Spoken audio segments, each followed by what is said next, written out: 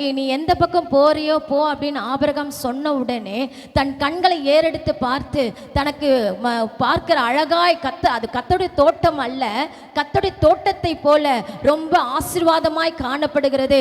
இந்த காரியத்தில் நான் போனேன்னா உண்மையை நான் ஆசீர்வாதமாக இன்னும் ஆசீர்வாதமாக இருப்பேன் அப்படின்னு சொல்லிட்டு தனக்குள்ளே அவன் தீர்மானித்து கொண்டபடியினால என்ன செய்கிறான், அந்த சோதம் குமார பட்டணத்துக்கு போய் ஒரு பெரிதான அழிவை குடும்பத்தையே இழந்துடுறான். நீங்கள் அதுக்கப்புறம் வீட்டில் போய் நீங்கள் படித்து பார்த்தீங்கன்னா தெரியும், குடும்பத்தின் சூழ்நிலைகளை என்ன செஞ்சிடும், மாறி போயிடும்.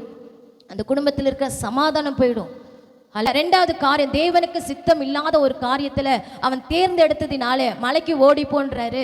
ஆனால் அவர் என்ன செய்கிறாரு, நான் மலைக்கு ஓடி போக என்னால் முடியாது, அதனால இந்த ஊருக்கு நான் என்ன செய்கிறேன், அருகாமையில் இருக்கிற அந்த ஊருக்கு நான் போகிறேன், அது சின்ன ஊர் தான் ஆனால் அதில் நான் போகிறேன் அப்படின்னு சொல்லிட்டு அவன் விண்ணப்பித்தபடினாலே கர்த்தர் சாங்ஷன் பண்ணி சரி போன்றாரு. அப்போ தேவ சித்தம் ஒன்று வைக்கும் பொழுது நம்ம தேவ சித்தத்தை அறியாமல் நமக்கா ஒரு விருப்பத்தை தேர்ந்தெடுத்து ஆண்டவருக்கு முன்பாக வைத்து ஜெபிப்பது கர்த்தருக்கு சித்தமா இல்லையான்றதை நம்ம உணரணும். அல்லேலூயா.